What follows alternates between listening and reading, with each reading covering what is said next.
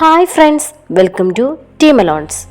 Palestine എന്ന് പറയപ്പെടുന്ന ഒരു രാജ്യമേ ചരിത്രത്തിൽ ഒരിടത്തും ഉണ്ടായിട്ടില്ല, ഇനിയൊട്ടും ഉണ്ടാകാനും പോകുന്നില്ല. ഞാനും ഒരു സുഹൃത്തുമായുള്ള സംഭാഷണത്തിൽ നിന്നാണ് ഈ വീഡിയോയുടെ ഉത്ഭവം. ഇസ്രായേൽ ഇറാൻ സംഘർഷത്തെക്കുറിച്ച് സംസാരിക്കുകയായിരുന്നു ഞങ്ങൾ.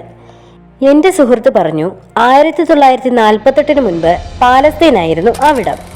ബ്രിട്ടന്റെ സഹായത്തോടെ ജൂതന്മാർ അവിടെത്തി അധിനിവേശം നടത്തി അവിടുത്തെ പാലസ്തീൻകാരെ പുറത്താക്കി.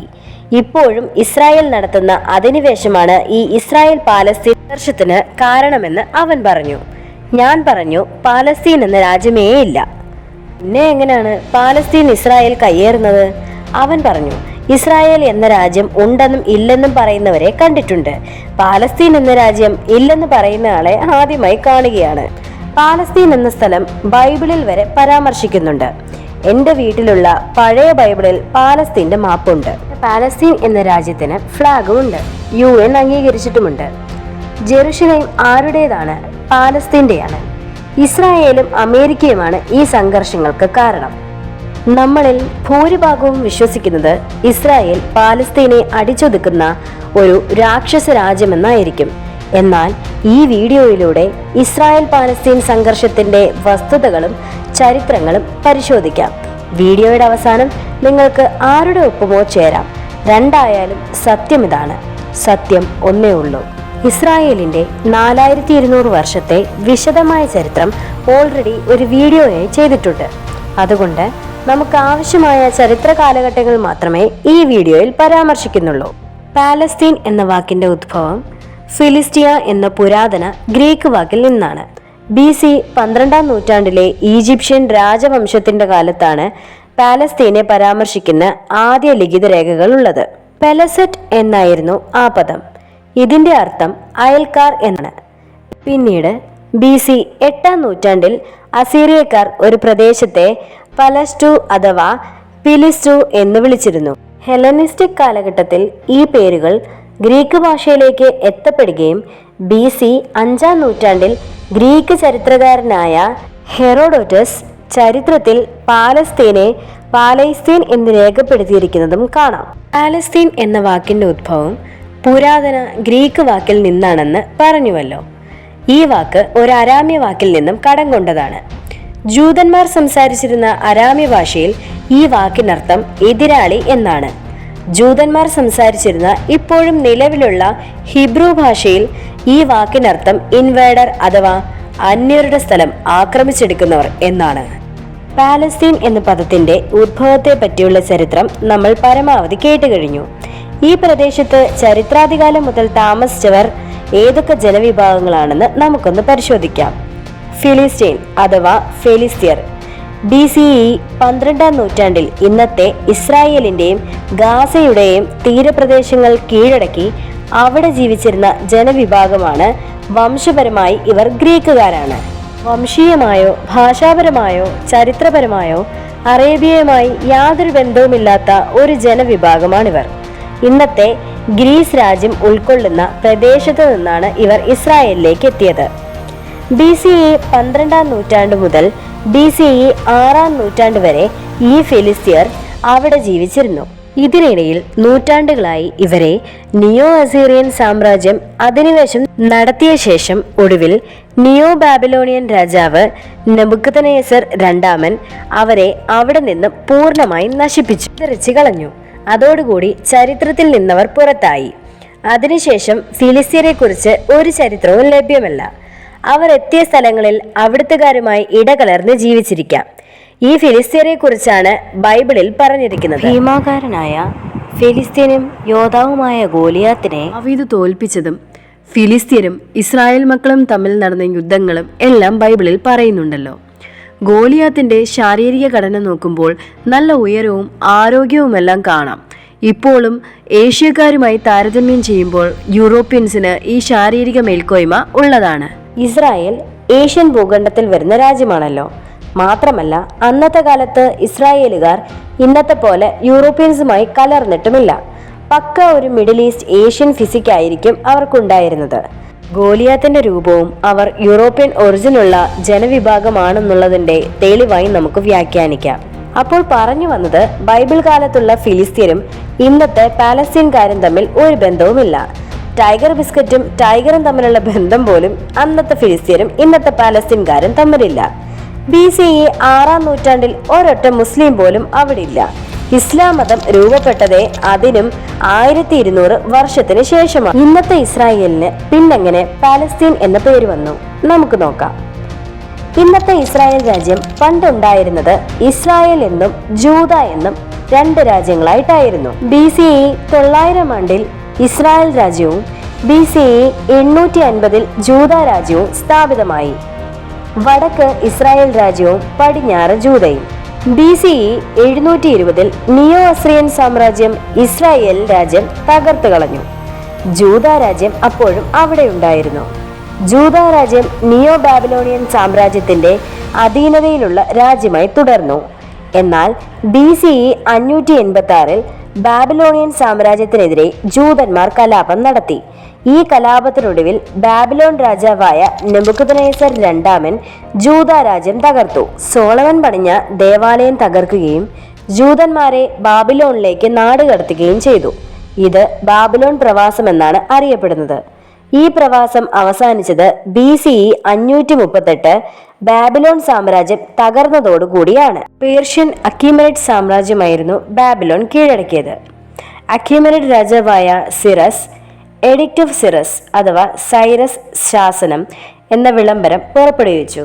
അത് നാടുകടത്തപ്പെട്ട യഹൂദരെ ജൂത അഥവാ യഹൂദയിലേക്ക് മടങ്ങി വരുവാൻ അനുവാദം നൽകി. ഈ സമയത്ത് നശിപ്പിക്കപ്പെട്ട ശലോമോന്റെ ദേവാലയം രണ്ടാമത് പുതുക്കി പണിഞ്ഞു. പേർഷ്യൻ രാജാവായ സൈറസിന്റെ സഹായത്തോടെയായിരുന്നു ഈ പുനർനിർമ്മാണം. BCE 332 ആയപ്പോഴേക്കും പേർഷ്യക്കാരെ അലക്സാണ്ടർ ദി ഗ്രേറ്റ്, മഹാനായ അലക്സാണ്ടർ ചക്രവർത്തി പരാജയപ്പെടുത്തി ഇസ്രായേൽ പിടിച്ചെടുത്തു. അദ്ദേഹത്തിന്റെ മരണശേഷം സൈനിക മേധാവിയായിരുന്ന സെല്ലക്കസ് സ്ഥാപിച്ച സെല്യൂസിഡ് സാമ്രാജ്യം അവിടെ ഗ്രീക്ക് സംസ്കാരം പ്രചരിപ്പിച്ചു. ഗ്രീക്ക് സംസ്കാരം സ്വീകരിച്ച ജൂതന്മാരുടെ സഹായത്തോടെ ജൂത ആരാധനാലയത്തിനെ സ്യൂസ് ക്ഷേത്രമാക്കാൻ സെല്യൂസിഡ് ചക്രവർത്തിയായ ആന്റിയോസ് എപ്പിഫേനസ് 4 ശ്രമിച്ചു. ഇതിനെ ജൂതവിശ്വാസത്തിൽ ഉറച്ചു നിന്നവർ എതിർത്തു. ഹാസ്മോണേനിയൻ എന്ന സ്വതന്ത്ര ജൂത രാജവംശവും അവർ സ്ഥാപിച്ചു. BCE 165 മുതൽ 63 വരെ ഈ രാജവംശം നിലനിന്നു. BCE 63 റോമാക്കാർ ജെറുസലേമിനെ പിടിച്ചെടുത്തു. ഹാസ്മോണേനിയൻ കുടുംബത്തെ പ്രഭുവംശീയനായ ഹെരോദ് ഉന്മൂലനം ചെയ്തു. റോമാക്കാരുടെ സാമത്തനായാണ് ഹെരോദ് ഭരണം നടത്തിയത്. ഹെരോദിന്റെ മരണശേഷം റോമാക്കാർ ജൂദായിൽ നേരിട്ട് ഭരണം തുടങ്ങി. റോമാക്കാരുടെ ബഹുദൈവാരാധനയും ജൂതന്മാരുടെ ഏകദൈവാരാധനയും തമ്മിൽ ഏറ്റുമുട്ടി. ഈ കാലത്താണ് യേശു ക്രിസ്തുവിന്റെ ജീവിതവും രക്തസാക്ഷിത്വവും ഉണ്ടായത്.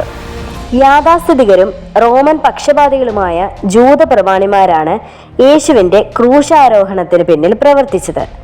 ക്രിസ്തുവിന് ശേഷം AD 66 കൊടിയ ക്ഷാമത്തെയും കലാപത്തെയും തുടർന്ന് ജൂത നിവാസികൾ റോമൻ ഭരണാധികാരികൾക്കെതിരെ ലഹള ആരംഭിച്ചു.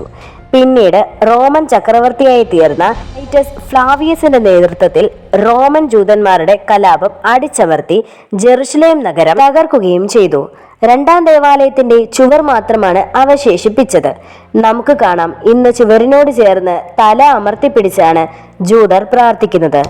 AD 2-ാം നൂറ്റാണ്ടിൽ റോമൻ ചക്രവർത്തി ഹഡ്രിയൻ ജൂത ആരാധനയ്ക്ക് വിലക്ക് ഏർപ്പെടുത്തിയപ്പോൾ സൈമൺ ബാർ കോഗ്ബ എന്ന ജൂത സൈനിക തലവന്റെ നേതൃത്വത്തിൽ ജൂതർ കലാപത്തിനൊരുങ്ങി. ബാർ കോഗ്ബ കലാപം. AD 132 സൈമൺ ബാർ കോഗ്ബയുടെ നേതൃത്വത്തിൽ യഹൂദന്മാർ റോമൻ സാമ്രാജ്യത്തിനെതിരെ ആരംഭിച്ച വലിയ തോതിലുള്ള സായുധ കലാപമായിരുന്നു ബാർ കോഗ്ബ കലാപം.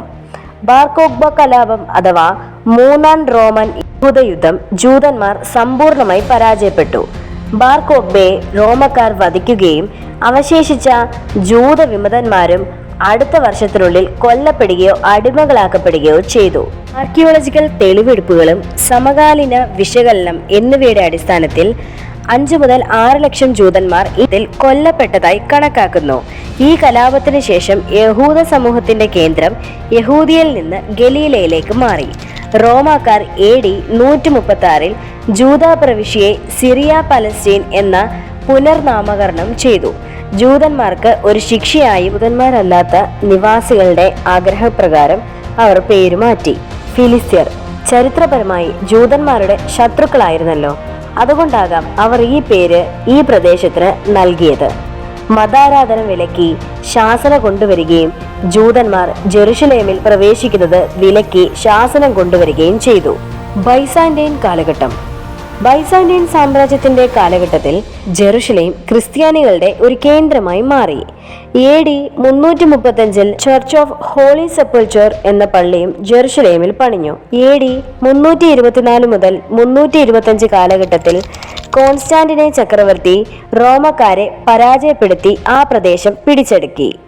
ക്രിസ്ത്യാനികളുടെ കുടിയേറ്റം ഇവിടേക്കുണ്ടായി. ഫസ്റ്റ് കൗൺസിൽ ഓഫ് നിസിയ എന്നറിയപ്പെടുന്ന ലോകത്തിലെ ആദ്യത്തെ ക്രിസ്ത്യൻ കൗൺസിൽ രൂപീകരിച്ചു. ജെറുസലേം എന്ന് ഈ നഗരത്തെ പുനർനാമകരണം ചെയ്യുകയും ചെയ്തു. AD 325 ജൂതന്മാർ ജെറുസലേമിലേക്ക് പ്രവേശിക്കുന്നതിനുള്ള വിലക്ക് തുടർന്നു. എന്നാൽ വർഷത്തിലൊരിക്കൽ തിഷബാവ് എന്ന ജൂതന്മാരുടെ നൊയമ്പ് ദിവസം അവർക്ക് ജെറുസലേമിൽ പ്രവേശിക്കാൻ അനുമതി കിട്ടി. AD 335 first church of the holy sepulchre കാൽവരിയിൽ പണിഞ്ഞു. AD 361 ജൂലിയൻ എന്ന ഭരണാധികാരി റോമൻ ചക്രവർത്തിയായി വരികയും ക്രിസ്ത്യാനിയുടെ വളർച്ച തടയാനായി ബാക്കിയുള്ള മതങ്ങളെ പ്രോത്സാഹിപ്പിക്കുകയും ചെയ്തു. തൽഫലമായി യെരുശലേം ദേവാലയം മൂന്നാമതായി നിർമ്മിക്കാൻ ഉത്തരവിടുകയും ജൂതന്മാരെ നഗരത്തിലേക്ക് പ്രവേശിക്കുവാൻ അനുവദിക്കുകയും ചെയ്തു. എന്നാൽ AD 363 ഗലീലിയ ഭൂമികുലുക്കവും ക്രിസ്ത്യാനികളുടെ ചെറുത്തുനിൽപ്പും കാരണം ജൂലിയൻ കൊല്ലപ്പെടുകയും ദേവാലയ നിർമ്മാണത്തിനുള്ള ശ്രമം അവസാനിപ്പിക്കുകയും ചെയ്തു. AD 636 മുതൽ 637 വരെ ജെറുസലേം ഉപരോധം. AD 636 അറേബ്യൻ ഖലീഫ ഉമർ ജെറുസലേം കീഴടക്കുകയും നഗരത്തിൽ പ്രവേശിക്കുകയും ചെയ്തു. AD 687 മുതൽ 691 കാലഘട്ടത്തിൽ ഖലീഫ Abdul Malik dome of rock ജെറുസലേമിൽ പണി കഴിപ്പിച്ചു. ലോകത്തിലെ ആദ്യത്തെ മികച്ച ഇസ്ലാമിക വാസ്തുവിദ്യ ശൈലിയുടെ ഉദാഹരണമായി അത് മാറി. AD 1009 ഫാറ്റിമിഡ് ഖലീഫ അൽ ഹാക്കിം ജെറുസലേമിലെ എല്ലാ പള്ളികളും സിനഗോഗ് അഥവാ ജൂത പള്ളികളും തകർക്കാൻ ഉത്തരവിട്ടു. Church of holy sepulchre ഇതിൽപ്പെടുന്നു.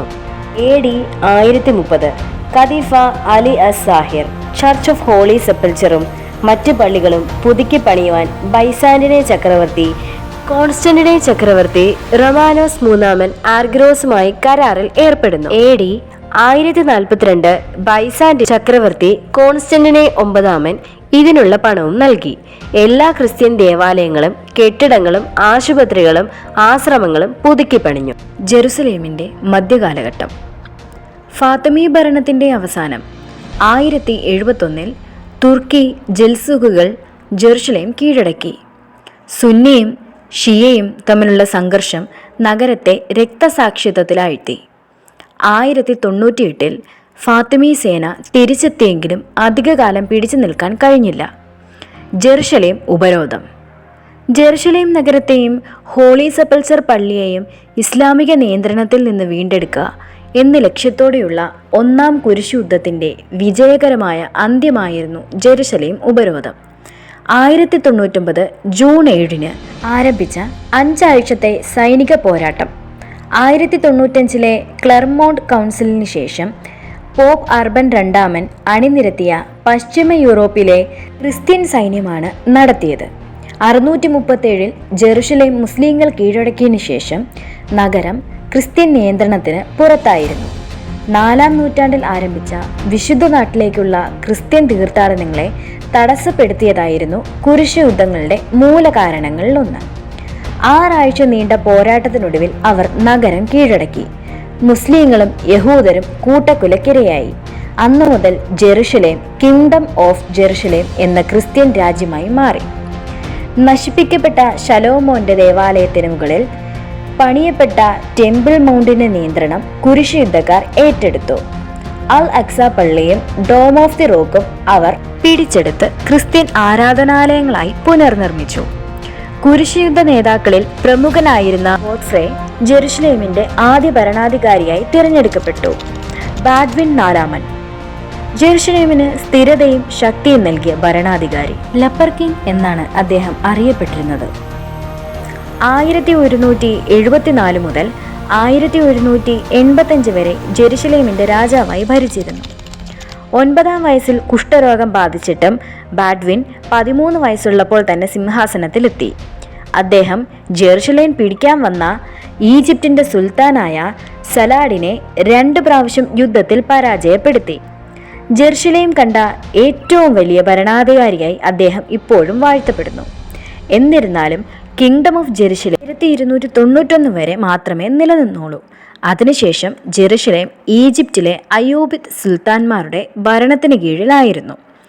1491 മുതൽ 1492 ജെറുസലേം സന്ദർശിച്ച ഒരു ബൊഹീമിയൻ ക്രിസ്ത്യൻ തീർത്ഥാടകൻ നഗരത്തിലെ ദാരിദ്ര്യവും ദുഃഖകരമായ ജീവിത സാഹചര്യങ്ങളും രേഖപ്പെടുത്തി. ക്രിസ്ത്യാനികളും അനേകം ജൂതരും ഒരേപോലെയുള്ള മുഷിഞ്ഞ വസ്ത്രധാരണത്തിൽ നടക്കുകയുണ്ടായിരുന്നു. മുസ്ലിങ്ങൾ പലവിധം അവർക്ക് പീഡനങ്ങൾ ഏർപ്പെടുത്തിയെങ്കിലും ജൂതർ വിശുദ്ധ ഭൂമിയിൽ നിന്ന് ഒഴിയാൻ വിസമ്മതിച്ചു. ആ സമയത്ത് ലാറ്റിൻ ക്രിസ്ത്യാനികൾ മുഴുവൻ പ്രതീക്ഷിച്ചിരുന്നത് ജെറുസലേം വീണ്ടും റോമാസഭയുടെ അധികാരത്തിലേക്ക് മടങ്ങും എന്നുള്ളത് മാത്രമായിരുന്നു. ഏർലി ഒട്ടോമിയൻ പീരീഡ് 1516 ജെറുസലേം സിറിയയുടെ ഒപ്പം ഒട്ടോമിയൻ സാമ്രാജ്യത്തിന് കീഴിൽ വന്നു. 19-ാം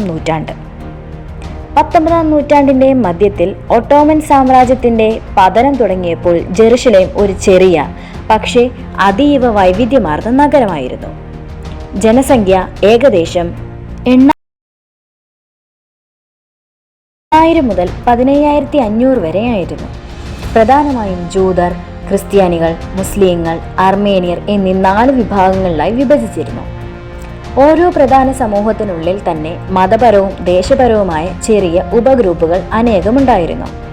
holy sepulchre church, Greek Orthodox, Catholic, Armenian, Coptic, Ethiopian സഭകൾ തമ്മിൽ ഓരോ ഭാഗങ്ങളായി വിഭജിച്ചിരുന്നു. പള്ളിയുടെ താക്കോൽ ഒരു മുസ്ലിം കുടുംബത്തിലാണ് സൂക്ഷിക്കപ്പെട്ടത്. 1854 കാൾ മാക്സ് ന്യൂയോർക്ക് ഡയറിക്ക് വേണ്ടി റിപ്പോർട്ട് ചെയ്തതനുസരിച്ച് മുസ്ലിങ്ങൾ നഗരത്തിലെ ഭൂരിഭാഗത്തിലെ അധികാരം കൈവശപ്പെടുത്തി. എന്നാൽ ജൂതർ ഏറ്റവും ദാരിദ്ര്യപൂർണമായ പ്രദേശങ്ങളിൽ ഹാരത്ത് എൽ യഹൂദ് ഭാഗത്ത് ജീവിച്ചിരുന്നത് അവർ മുസ്ലിം പീഡനത്തിനും ഗ്രീക്ക് ക്രിസ്ത്യാനികളുടെ അപമാനത്തിനും ലാറ്റിൻ ക്രിസ്ത്യാനികളുടെ പീഡനത്തിനും വിധേയരായിരുന്നു. ജൂതന്മാർ അവരുടെ യൂറോപ്യൻ ബന്ധുക്കളിൽ നിന്നും കിട്ടുന്ന ചെറിയ സഹായങ്ങൾ കൊണ്ടാണ് മുന്നോട്ട് പോയിരുന്നത്. ജെറുസലേം ബ്രിട്ടീഷ് മാൻഡേറ്റിന് കീഴിൽ 1917 ഡിസംബർ 17 ലോകമഹായുദ്ധത്തിലെ ജയം നേടി ബ്രിട്ടീഷുകാർ ഒട്ടോമാന്റെ കീഴിലുള്ള ജെറുസലേം കീഴടക്കി. ജനറൽ എഡ്മണ്ട് അലംബി പവിത്ര നഗരത്തിന്റെ ബഹുമാനാർത്ഥം പദയാത്രയായി കയറുകയായിരുന്നു. ആ സമയത്ത് പുതിയ നഗരം പല സമുദായങ്ങളുടെ നിറവിൽ നിറഞ്ഞിരുന്നുവെങ്കിലും ഓൾഡ് സിറ്റി ദാരിദ്ര്യപൂർണ്ണ പ്രദേശമായിരുന്നു. ആദ്യ ബ്രിട്ടീഷ് സൈനിക ഗവർണർ സാർ റൊണാൾഡ് സ്റ്റോഴ്സ് നഗരത്തിലെ പുതിയ കെട്ടിടങ്ങൾ സ്റ്റാൻസ്റ്റോണിൽ നിർമ്മിക്കുകയും നഗരത്തിന്റെ ശൈലി നിലനിർത്തണമെന്നും നിർദ്ദേശിച്ചു. ബ്രിട്ടീഷ് ഭരണകാലം ജെറുസലേം പുതിയ രൂപവും സാമൂഹിക സമന്വയവും കണ്ടെത്തുന്ന ആദ്യഘട്ടമായിരുന്നു. 1922 മുതൽ 1948 വരെ ജെറുസലേമിന്റെ ജനസംഖ്യ 52,000-ൽ നിന്ന് 1,65,000-ആയി വളർന്നു. 3-ൽ 2 ജൂതന്മാരും 3-ൽ 1 അറബ് മുസ്ലിങ്ങളും ക്രിസ്ത്യാനികളും. ജൂതർ വർദ്ധിക്കുന്നതോടെ അറബ് മുസ്ലിം ക്രിസ്ത്യൻ സമൂഹങ്ങളായി സംഘർഷങ്ങൾ ഉണ്ടായി. 1920 നബി മുസ കലാപവും 1929 പാലസ്തീൻ കലാപവും ഉദാഹരണമാണ്. ബ്രിട്ടീഷിന്റെ ഭരണത്തിൽ നഗരത്തിൽ ഹദാസ് മെഡിക്കൽ സെന്റർ ജെറുസലേം മൗണ്ട് സ്കോപ്പസിൽ സ്ഥാപിച്ചു. 1930 മുതൽ 40-കളിൽ ജെറുസലേമിൽ അക്രമങ്ങൾ വർദ്ധിച്ചു. ജെറുസലേം ആധുനിക കാലഘട്ടത്തിൽ 1947 November 29 United Nations general assembly ഇസ്രായേലിനെ ജൂത അറബ് 2 രാജ്യങ്ങൾ ആയി വിഭജിക്കുന്ന പദ്ധതി അംഗീകരിച്ചു. ജെറുസലേമിന്റെ വിപുലീകരിച്ച ഭാഗം UN-ന്റെ അണ്ടറിലാക്കാനും തീരുമാനിച്ചു. 1948 മെയ് 14 ഡേവിഡ് ബെൻ ഗൂറിയൻ ഇസ്രായേൽ രാഷ്ട്രത്തിന്റെ സ്ഥാപനം പ്രഖ്യാപിച്ചു. American president Harry S Truman അതേ ദിവസം അംഗീകാരം നൽകി. 1948 അറബ് ഇസ്രായേൽ യുദ്ധം.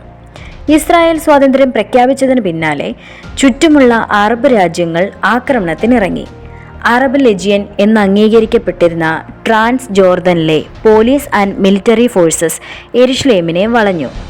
നഗരത്തിലുള്ള വഴികൾ മുറിച്ചു മാറ്റുകയും ജലവിതരണം തടയുകയും ചെയ്തു. കടുത്ത പോരാട്ടങ്ങൾക്ക് ശേഷം 1948 മെയ് 27 ശക്തമായ ആയുധ സന്നാഹവും സൈനിക സംഖ്യയും കൈവശമുണ്ടായിരുന്ന അറബ് ലെജിയന്റെ പിടിയിലായി ഓൾഡ് ജൂയിഷ് ക്വാർട്ടർ. ജീവനോടെ ശേഷിച്ച യഹൂദർ പുതിയ നഗരം എന്ന് വിളിച്ച തലസ്ഥാനത്തിന്റെ 5 ഭാഗത്തേക്ക് ഓടിപ്പോയി. ആ പ്രദേശം ഇസ്രായേൽ വിജയകരമായി നിലനിർത്തി.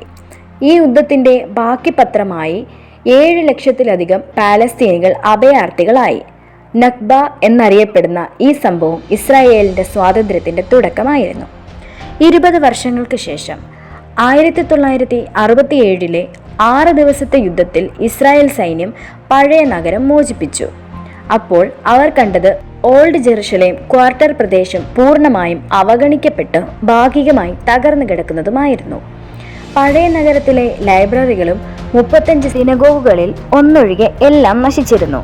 ചിലത് കോഴിത്തുറകളായും കുതിരക്കളങ്ങളുമായി ഉപയോഗിക്കപ്പെട്ടു. അവ മാലിന്യവും മൃഗശവങ്ങളും നിറഞ്ഞ നിലയിലായിരുന്നു.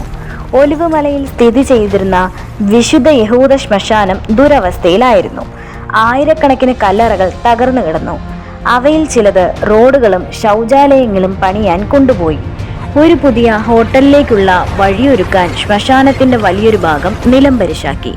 100 കണക്കിന് തോറ ചുരുളുകളും 1000കണക്കിന് വിശുദ്ധ ഗ്രന്ഥങ്ങളും കൊള്ളയടിക്കപ്പെടുകയും തീയിൽ ചുട്ട് ചാരമാക്കുകയും ചെയ്തിരുന്നു. 6 ദിന യുദ്ധത്തിൽ ഇസ്രായേൽ ഈജിപ്റ്റ്, സിറിയ, ജോർദാൻ എന്നീ രാജ്യങ്ങളെ തോൽപ്പിച്ചു.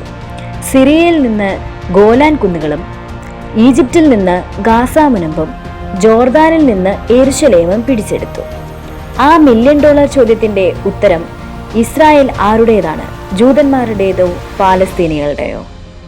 ഇസ്രായേൽ ദേശീയതയ്ക്കും പാലസ്തീൻ ദേശീയതയ്ക്കും നഗരത്തിന്റെ കേന്ദ്രസ്ഥാനമുള്ളതിനാൽ 5000 വർഷത്തെ മനുഷ്യവാസ ചരിത്രത്തെ സംഗ്രഹിക്കുമ്പോൾ ഈ വിശുദ്ധ നഗരം ആരുടേതാണ് എന്നതിൻ്റെ ഉത്തരം പ്രത്യയശാസ്ത്രപരമായ പക്ഷപാതത്തെ അല്ലെങ്കിൽ ചരിത്ര പശ്ചാത്തലത്തെ സ്വാധീനിച്ചിരിക്കുന്നു. ഉദാഹരണത്തിന്, നഗരത്തിൻ്റെ യഹൂദ ചരിത്ര കാലഘട്ടത്തിൽ ജൂതന്മാർക്ക് പ്രധാനപ്പെട്ടതാണ്. അവരുടെ വാദപ്രകാരം ആധുനിക യഹൂദർ ഇസ്രായേലിയരിൽ നിന്നാണ് ഉത്ഭവിക്കുകയും അവരിൽ നിന്നാണ് വംശപരമ്പരാഗതമായി വന്നതുമെന്നതാണ്.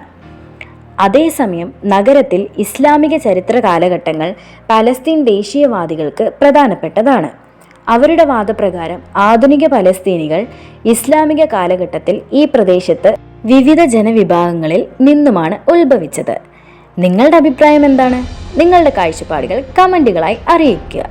പോലുള്ള കണ്ടന്റ് വീഡിയോസ് നിങ്ങൾക്ക് ലഭിക്കുന്നതിനായി ആദ്യം തന്നെ ചാനൽ സബ്സ്ക്രൈബ് ചെയ്യുക, ഇഷ്ടപ്പെട്ട ലൈക്ക് ചെയ്യുക, ഷെയർ ചെയ്യുക, അടുത്തുള്ള ബെല്ലൈക്കൺ കൂടി ഒന്നമർത്തിയേക്ക്.